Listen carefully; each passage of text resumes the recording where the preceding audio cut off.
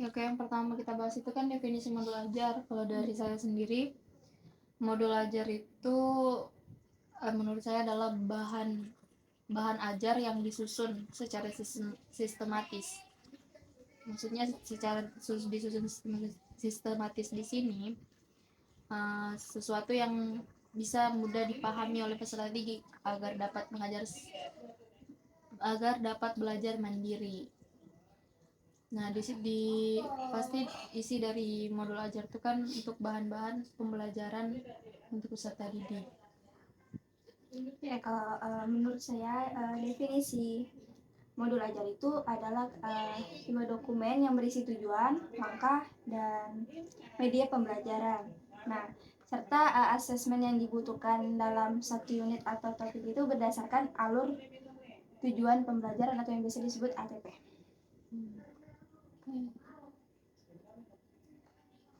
Untuk yang kedua itu fungsi dan tujuan dari modul ajar. Nah, pasti juga kita sudah ketahui lah fungsinya itu, fungsi modul, makanya dibuat itu modul itu fungsinya itu sebagai bahan ajar mandiri. Maksudnya penggunaan modul ini dalam proses pembelajaran berfungsi meningkatkan kemampuan peserta didik untuk belajar sendiri tanpa tergantung kepada kehadiran pendidiknya. Kalau dari saya itu fungsi modul ajar itu sebagai alat evaluasi. Nah, maksudnya itu dengan modul peserta didik itu dituntut untuk dapat mengukur dan menilai sendiri tingkat penguasaannya terhadap materi yang telah dipelajari. Ada juga itu fungsi dari modul ajar itu sebagai bahan rujukan bagi peserta didik. Maksudnya karena modul ini mengandung berbagai materi yang harus dipelajari oleh peserta didik, maka modul juga memiliki fungsi sebagai bahan rujukan bagi peserta didik. Nah, kalau tujuan dari pembuatan modul itu sendiri itu agar peserta didik dapat belajar secara mandiri tanpa atau dengan bimbingan pendidik yang minimal. Maksudnya itu kalau pendidik tidak harus ada di situ karena sudah ada modul ajar ini. Dan juga itu ada juga agar peran pendidik tidak terlalu dominan dan otoriter dalam kegiatan pembelajaran. Kalau menurut saya tujuan dari modul ajar itu yang pertama itu seperti kayak melatih kejujuran peserta didik. Nah, yang kedua itu dia kayak mengakomodasi berbagai tingkat dan kecepatan belajar peserta didik. Nah, kayak bagi peserta didik yang kecepatan belajarnya tinggi, maka mereka dapat belajar lebih cepat serta menyelesaikan modul dengan lebih cepat pula. Dan sebaliknya, yang lambat itu mereka juga dipersilakan untuk mengulanginya kembali. Yang untuk selanjutnya itu ada komponen modul ajar. Nah, komponen modul ajar ini tuh terdiri dari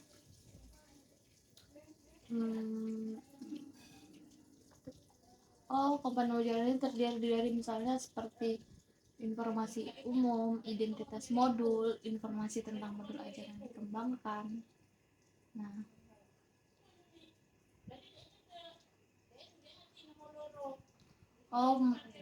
untuk komponen modul ajar ini lebih ke cara pembuatan modul ajarnya. Komponen modul ajar menurut saya itu kan kurang lebih aja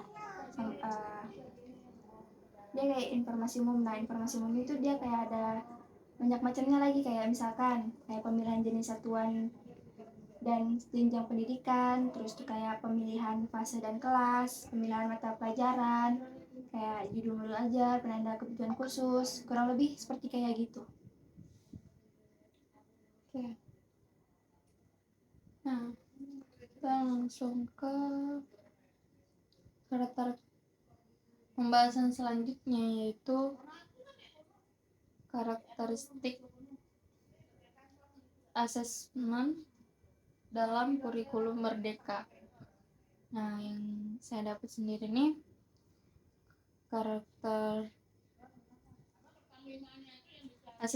Karakter asesmen kurikulum merdeka ini lebih mengutamakan formatif sebagai proses pembelajarannya.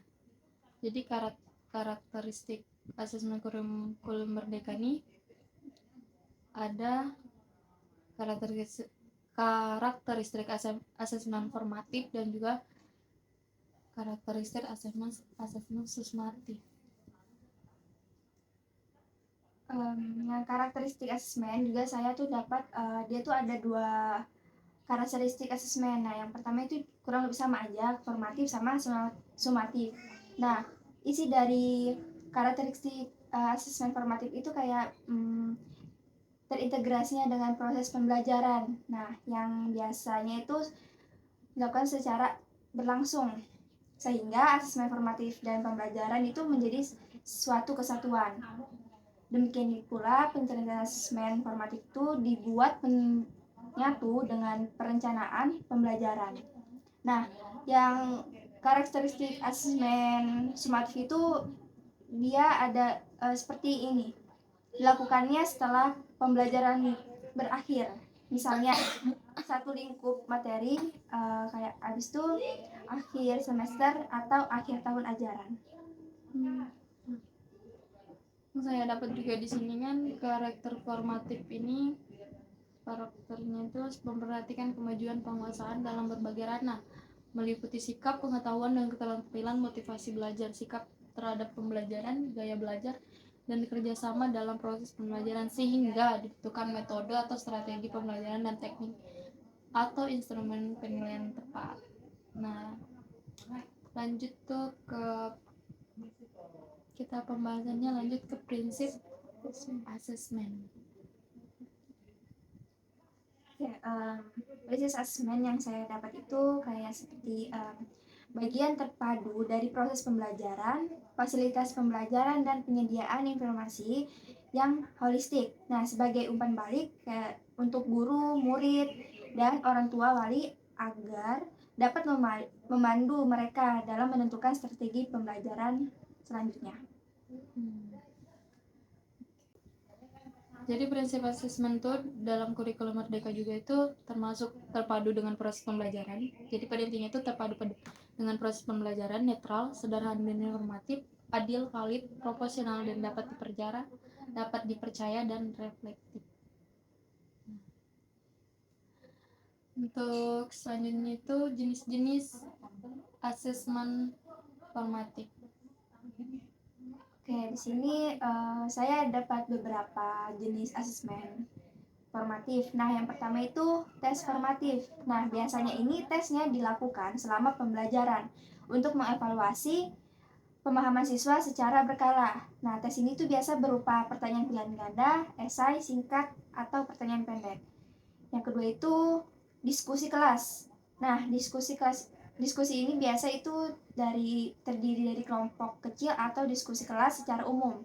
Dapat digunakan untuk mengevaluasi pemahaman siswa terhadap materi yang diajarkan. Nah, guru juga dapat mengamati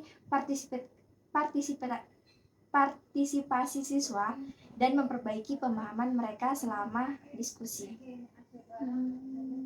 Di sini juga saya dapat ada diberikan seperti tugas berkala. Tugas-tugas yang diberikan ini secara rutin selama pembelajaran untuk mengukur pemahaman siswa.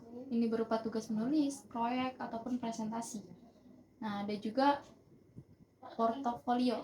Maksudnya portofolio di sini, portofolio siswa adalah kumpulan pekerjaan atau proyek yang mereka kerjakan selama periode pembelajaran tertentu.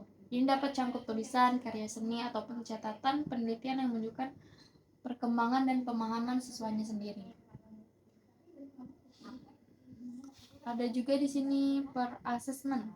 Siswa mengevaluasi pekerjaan sesama mereka untuk memberikan umpan balik dan membantu meningkatkan pemahaman mereka sendiri. Ini dapat dilakukan dalam bentuk per review atau per grading. Oke, sekianlah pembahasan kita. Diskusi kita selesai.